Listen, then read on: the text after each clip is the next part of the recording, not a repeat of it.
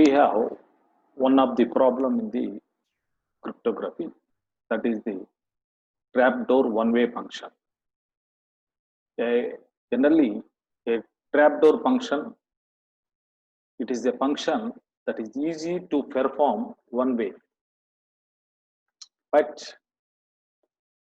its inverse or its reverse calculation is difficult.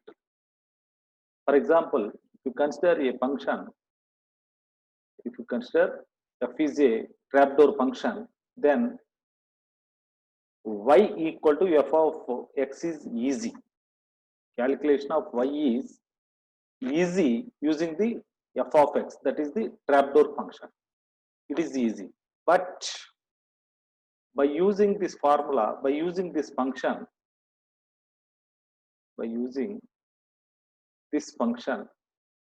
it is difficult to calculate the x value. By using this function, it is difficult to calculate the x value equal to f inverse of y. So if the function is like that, that function is called trapdoor function. That means if any function is easy for one way, but it is difficult for its reverse way, that is called trapdoor function. Generally, the analogy to a trapdoor is sometimes like this. It is easy to fall through a trapdoor, but it is very hard to climb back out and get to where you started unless you have a ladder. It is just like one of the best example for the trapdoor is the rat trap box usually used in our houses. The rat trap box. So if you observe that rat trap box, any rat can easily enter into the rat trap box. After that, after entered the rat into the box, automatically the door was closed. Then it cannot come back out. That is the type of functionality is called trapdoor one-way function. So the trap generally it will be used in the cryptography. So this is one of the advantages which is useful in the cryptography. So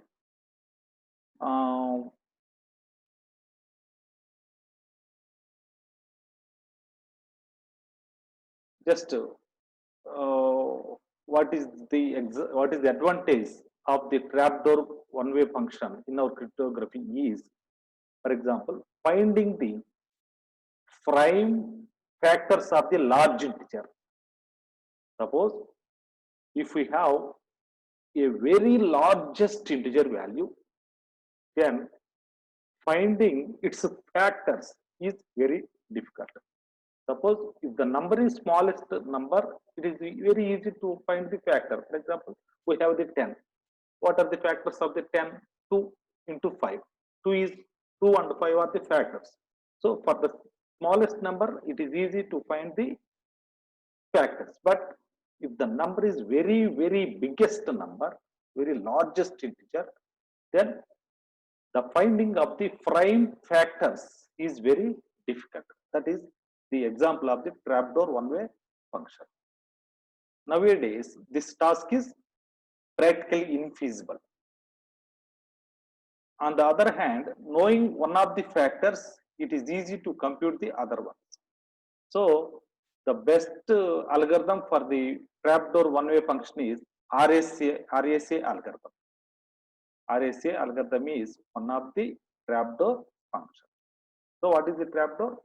It is if we have the trapdoor function, it is very easy to calculate in one way, but its reverse is difficult.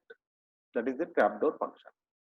Now we have one of the algorithm that is called Diffie-Hellman key exchange algorithm. What is the Diffie-Hellman key exchange? Actually, Diffie-Hellman key exchange is the first published public key algorithm. So the Diffie and Hellman, they were invented this one. That's why this is called Diffie-Hellman key exchange algorithm. The main purpose of the Diffie-Hellman key exchange algorithm is it enables the two users, sender and receiver. It enables this algorithm enables the two users, the sender and the receiver, can exchange a key securely.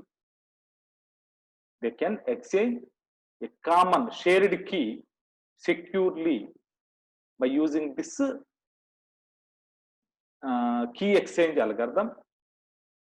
That key can be used, then that key can be used for encryption and decryption.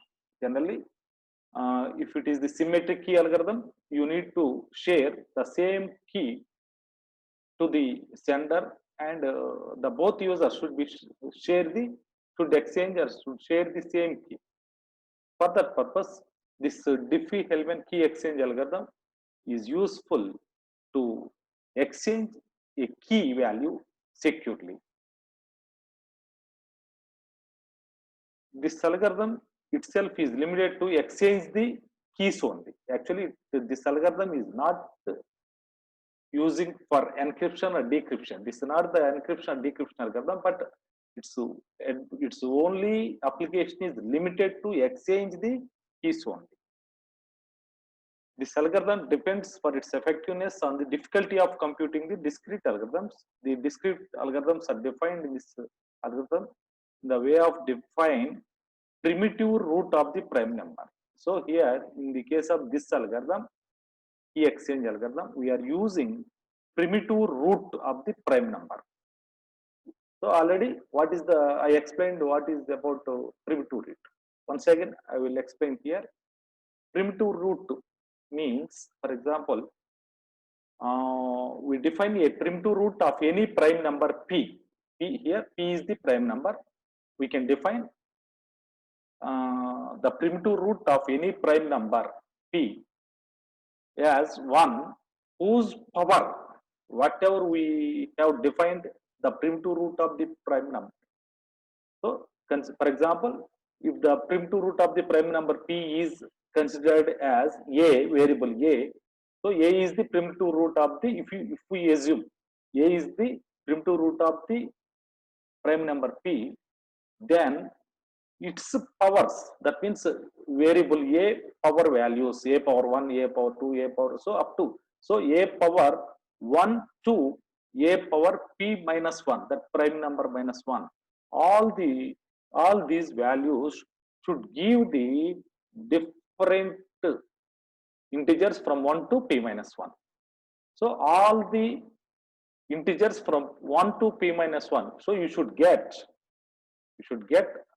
sequentially or randomly all the integers from 1 to p minus 1 numbers by using the primitive root 2, that is a power 1 to a power p minus 1 values. Then if it gives all the numbers from 1 to p minus 1, that number, that element is called the primitive root. For example, if we assume a is the primitive root, then if you calculate a power 1, this is the a power 1 mod p and a square mod p, a cube mod p, that means a power 1, a square, a cube, up to a power p minus 1 mod p. So if you calculate a power 1 to a power p minus 1 mod p, then you have to get the integer values from 1 to p minus 1. So if you get all the numbers from 1 to p minus 1, then that a value is called the primitive root. Primitive root. For example, this is the case. So if you assume b is the integer, so you should get all the integers. You should get any integer b by using a power I mod p. So here I value is 0 to p minus 1 or 1 to p minus 1. So a power 1, a square, a cube, a to the power of 4. So you should get all the integers, that is the b. Then this can be defined here. I is the index of the b. I is the, I can is the, you can assume, you can say I is the index of the b. So this can be written as like this. So if you see the example of the primitive root, find what is the primitive root of a prime number 5. So 5 is the prime number. We can calculate the primitive root for any prime number. Every prime number has a primitive root value. So if we can calculate, we can find the primitive root of any prime number. For example, here this example shows to find the primitive root of the prime number 5. What is the primitive root of the prime number 5? So first, if you consider, if you assume a value is 1, a equal to 1, then find a power 1, a square, a cube, a to the power of 4. Actually, all are giving the 1 mod 5. So if the primitive root is assumed as 1, then you get only one value, that is 1. So 1 is not primitive root. Then consider the 2, a equal to 2. Now check. First 2 power 1 is equal to 2 mod 5 means 2 mod 5. Its answer is 2. 2 square means 4, mod 5 means 4. 2 cube means 8, 8 mod 5, the remainder is 3. So here 3. To the power of 4, actually to the power of 4 is 16, 16 mod 5 is 1, remainder is 1. So here if you see, for integer number a, power 1, a square, that means 2 power 1, 2 square, 2 cube to the power of 4. After calculating these power values, you got the numbers from 1 to 4.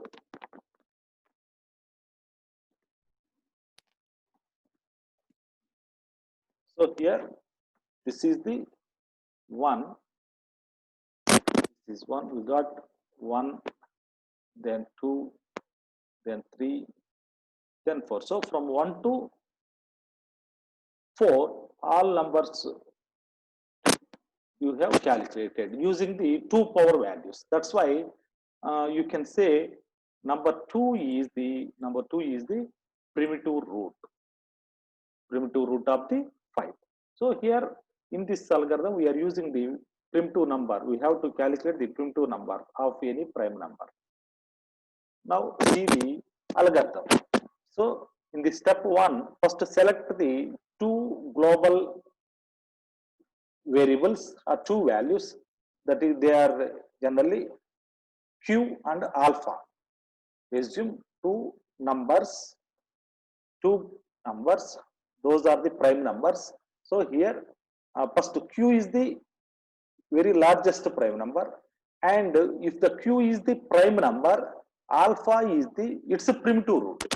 Alpha is the primitive root of the q. So q is the prime number and alpha is its q's primitive root.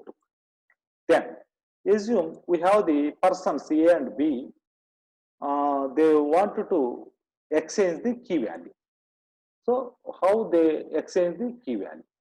So if you see this step, first user A generally selects a random number. You can select first. You can select any random number, some XA. Its XA value should be less than the Q, and computes its YA using this formula. So user A selects any one of the random number, that is the XA. This XA is selected by the user A. By using this XA, he calculates the YA. Then, in the similar way, user B also selects a random number XB, his own number. Then he also calculates the YB using this formula. YB is equal to alpha over XB mod Q. Then each side keeps the X value private. So here user A maintains the XCA value as private key, and YA is published to all others.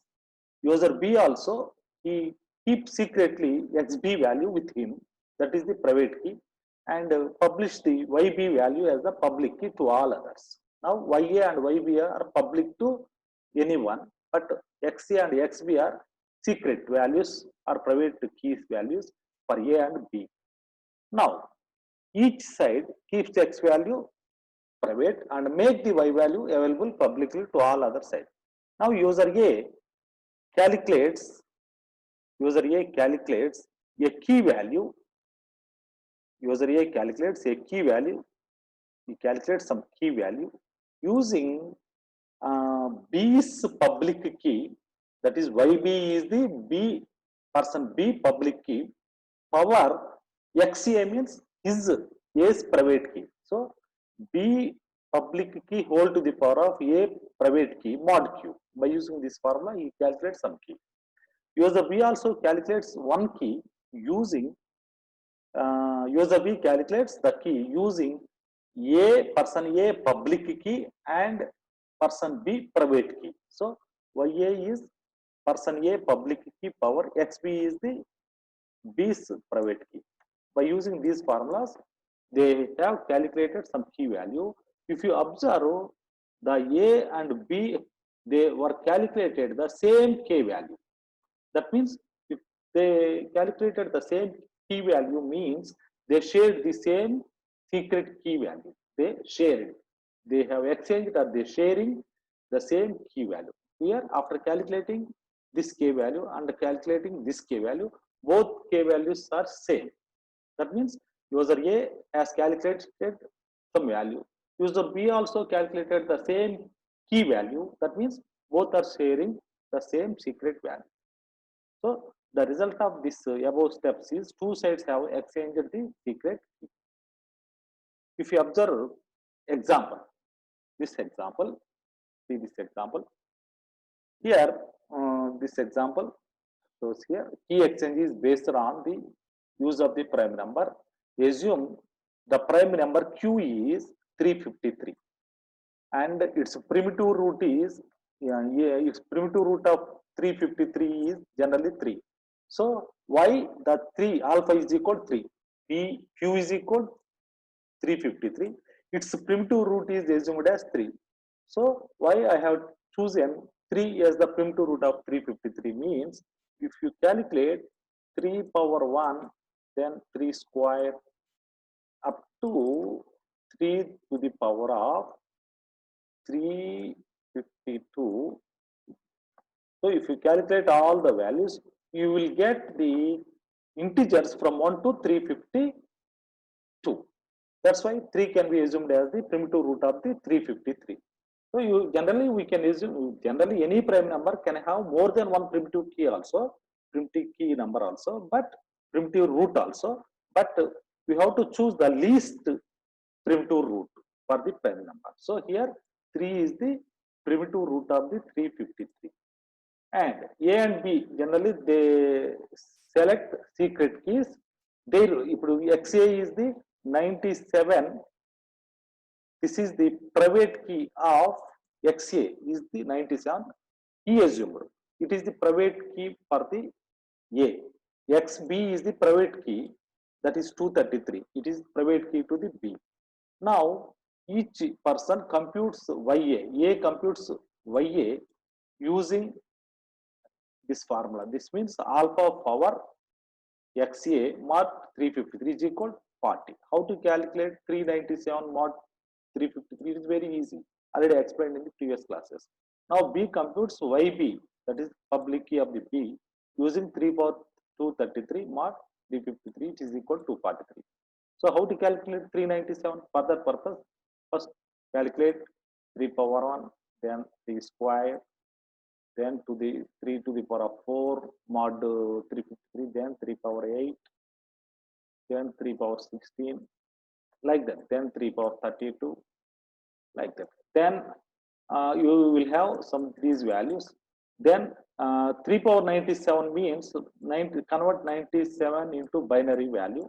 Generally its binary equivalent is 11000001.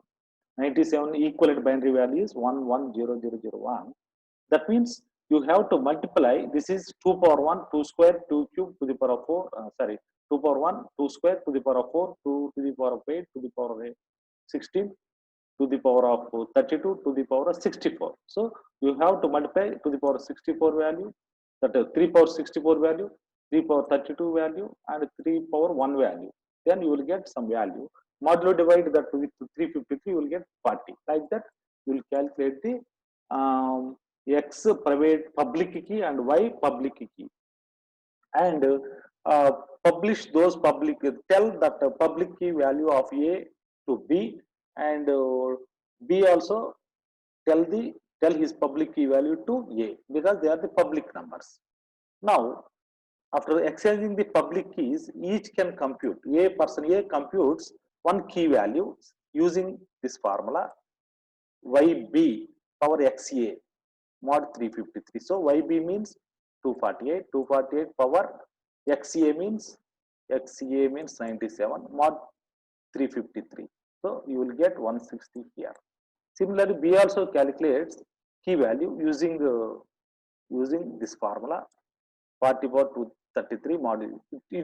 This key also 160. That means A calculates 160 key value, B also calculates the key value 160. Both are calculating the same key value 160. That means here the secret key value is shared, exchanged between A and B values.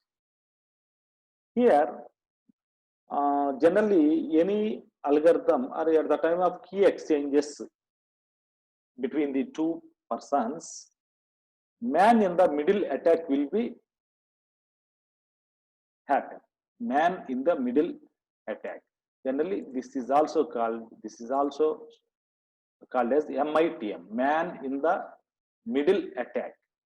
Generally, a man in the middle attack is a form of eavesdropping, where communication, eavesdropping means eavesdropping, where communication between two users is monitored and modified by some unauthorized person. That is called eavesdropping. That activity is called eavesdropping. Suppose if you secretly listen the conversation within the room from the outside of the door, that is called eavesdropping. That means you are secretly here, the conversations happen within the room. That is called eavesdropping. Similarly, here eavesdropping means if any attacker he monitors and modifies the conversation or communication between two users, that is called eavesdropping. So generally eavesdropping can be happened in the key exchange algorithms. So generally the attacker actively eavesdrops by intercepting a public key messages. Generally the Diffie-Hellman key exchange is insecure. Diffie-Hellman key exchange is insecure against a man-in-middle attack. Suppose user A and B wishes to exchange the keys. User A and B wish to exchange the keys, and D is, that means assume D is the opponent or attacker. He can monitor and modifies the keys exchanged between the A and B. Generally, this happens as follows. So generally, what will happen in the man in the middle attack? So here, for example, assume A wants to send a message to B. So for that purpose, assume D is the attacker. So here first D prepares D prepares two random private keys by himself. D is the attacker. So he prepares two key values by himself. That is, first one is XD1 another key value is xd2. Just he calculated his own keys. Then he compute its corresponding public keys yd1 and yd2. Now person D is the attacker. He has two public keys and two private keys he calculated. Now in the second step, A transmits his public key ya to B. Assume the person A transmits his public key to B. A person wants to transfer his public key, inform his public key to B. So he transfers his public key to B. That is the first step. Now person D intercepts that YA, what the person A is sending to person B. So now D intercepts that YA and transmits. That means actually from A is sending to B is YA. YA is the public key. YA is public key of A to B. He wants to send that public key. But in the middle, D person stops the YA here and send his public key to B. Person D stop the YA here and sends D's public key to B. Now B receives a public key of person D, but he don't know. He assumed he received a key from the A. So B received a key from D. Now B calculates his key. B calculates his key using YD1. B calculates his key. Then B transmits his public key to YB to A. Again, here, A is here, B is here. So B is transmitting his public key YB to A. Here also the person D in the middle stop this one and sends his key YD2 to A. Now A receives the public key of D. B also receives the public key of the D. Then they have calculated their key values. So generally A calculated the key value using A and B are calculated their key values by using the D person's public key. Then at the time of, suppose now A want to send a message to B and B. At that time A sends a message, A encrypts his message using D public key, then send the message to the B. Now D intercepts that message, then he decrypts that message because that message was encrypted by his key only. That's why he easily decrypts that message and modifies that message and again encrypt that one and send the modified message to B. B receives that data and he assumed that data is sent by the A. Like that, so the middle person can capture the keys which are exchanged between the two persons. That is called man in the middle attack. Similarly, in the case of asymmetric key cryptography, we also use the elliptic key cryptography. So elliptic key cryptography means mainly here it uses the elliptic curve, and generally it uses the small size key values. That's why this elliptic key cryptography is very fast than the remaining asymmetric algorithms. So elliptic key curve means like this.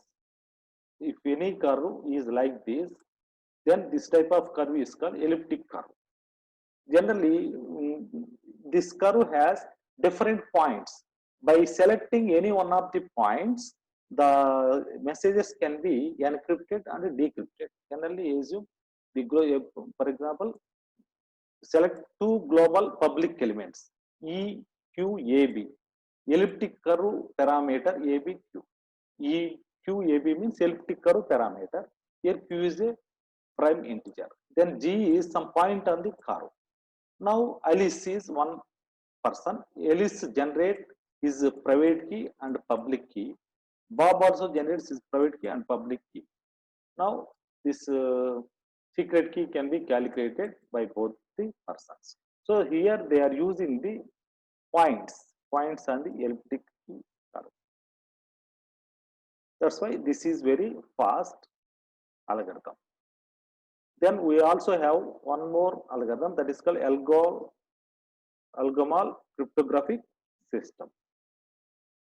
So here also generally we choose two global elements Q and alpha. Q is the prime number and alpha is the primitive root. Here also alpha we are using the primitive root in the algal crypto system. Then Alice generates his key. Alice is assumed a private key XA and calculates his public key.